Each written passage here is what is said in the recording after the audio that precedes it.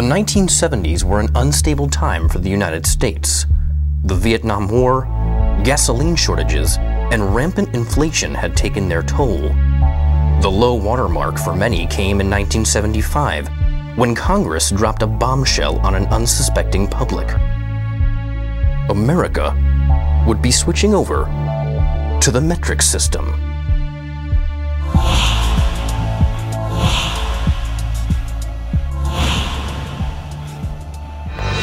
General Clark Percival Bifton, retired head of the U.S. Bureau of Weights and Measures.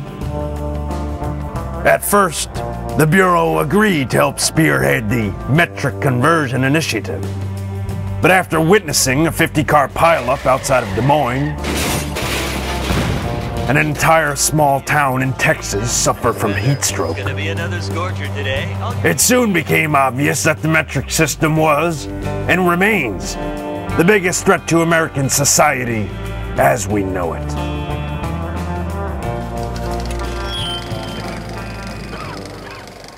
On my left is a map of all the countries that employ the metric system.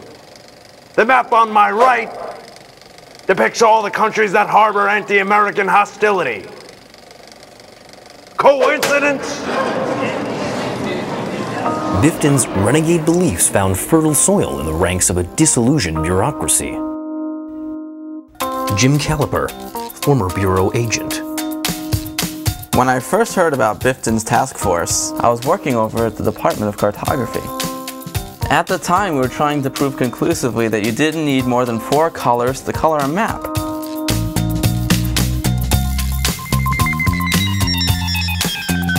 We had already destabilized and rearranged the borders of 8 African nations, but to no avail. Somehow, Bifton didn't seem like just another lost cause. It felt important. Werner von Leipzig, Caliper's direct supervisor at the Department of Cartography. Oh, of course I was sorry to see Jim go. But the metric system was invented by the French, you know. And anything that can be done against the French is, in my mind, well worth doing. The next few months saw a rise in violence along the U.S.-Canadian border as Bureau agents battled it out with soda distributors bringing in 2-liter bottles. That was just one visible part of our anti-metric campaign. We lost a lot of good men, but we just couldn't plug all the leaks. Then, in 1980, the axe fell. Photos smuggled from Europe proved the unthinkable. The French were on their way to developing metric time. For us, that meant time was running out. We'd have only one last chance to strike a decisive blow. It'd be dangerous, maybe suicidal. Caliper volunteered immediately.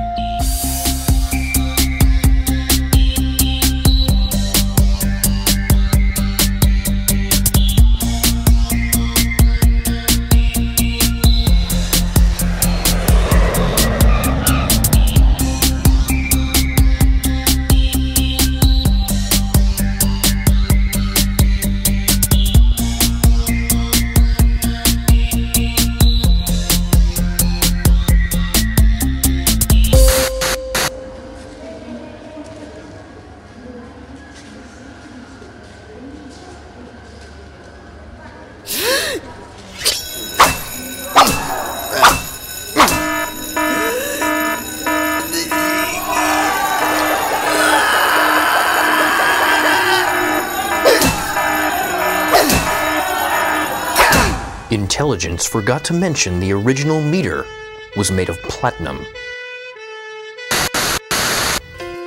Even still, we showed what we were made of. We couldn't break their meter, but we shattered their will to win. The rest is history. You know, when you think about it, the metric system is not all that convenient. For instance, here I am 5.5 feet tall. In Europe, I am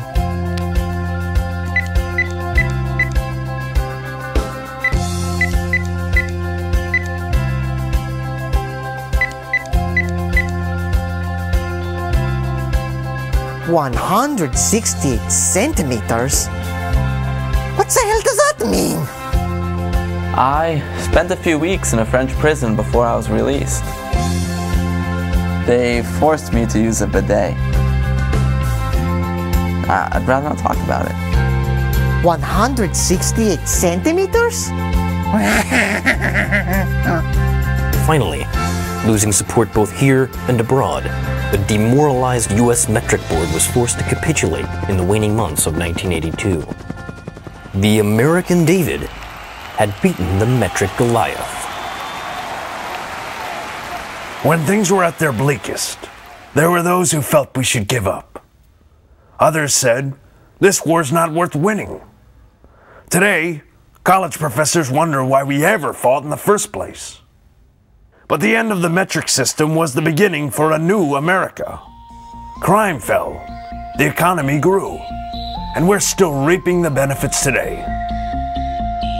I think people take that for granted sometimes. But it only goes to show you, when push comes to shove, you can't afford to give up an inch.